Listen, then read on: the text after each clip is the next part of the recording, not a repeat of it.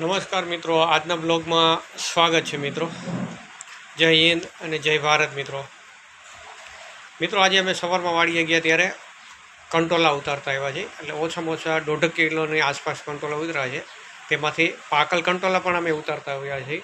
જે પાકલ કંટોલાનું બી આપણે સાચવવાનું છે, તો કઈ રીતે સાચવી શકાય તેના વિશે આપણે જોઈએ આગળ. જો આ પાકલ કંટોલા છે, હું તમને દેખાડું.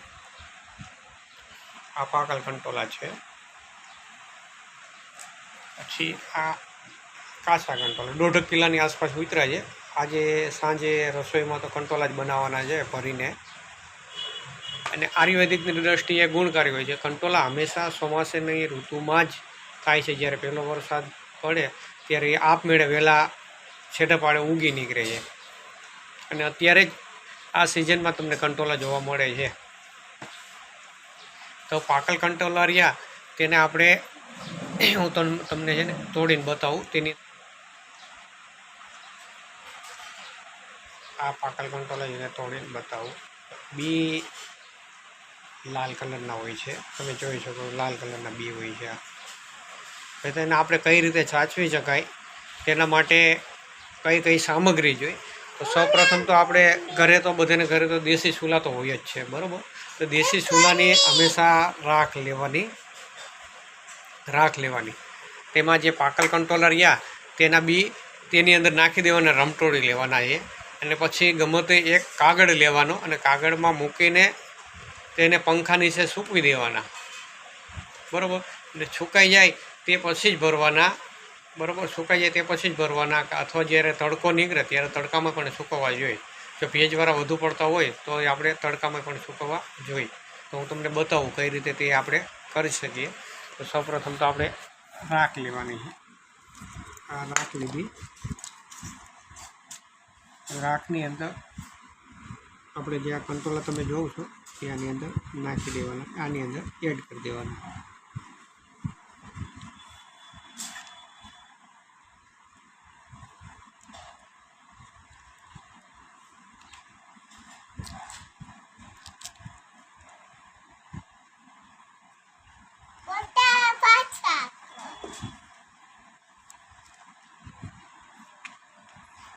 આપણે આ રીતે કંટોલાને એડ કરી દેવાના છે રાખમાં.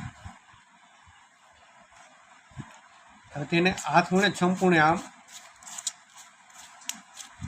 રમટોળી લેવાના છે. કંટોલાને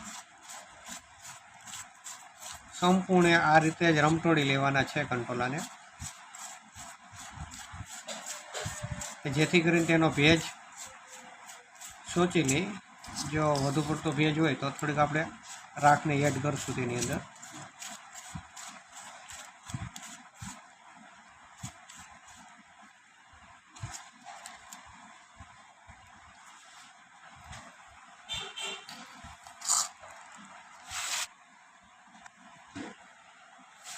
બી જે રહ્યા આપણે કંટોલાના બી ત્યાંની અંદરથી બહાર કાઢી લઈશું.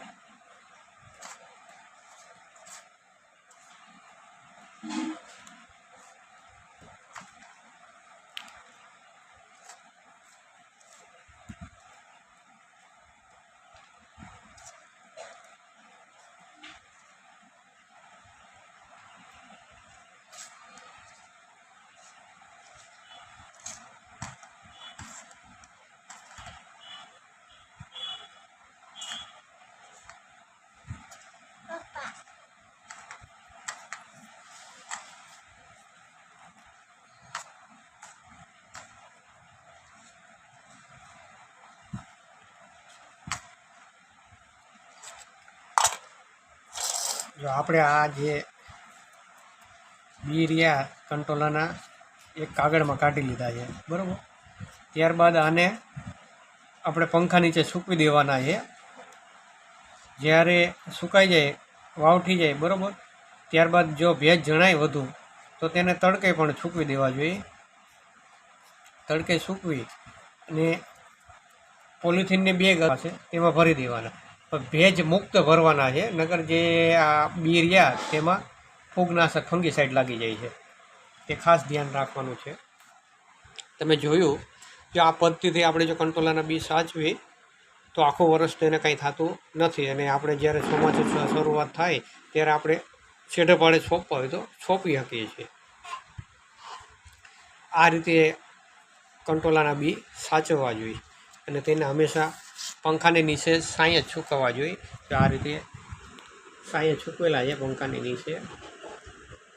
પછી સુકાઈ ગયા પછી જો થોડોક વધુ પડતો ભેજ એવું હોય તો આપણે તડકે સૂકવવા જોઈએ.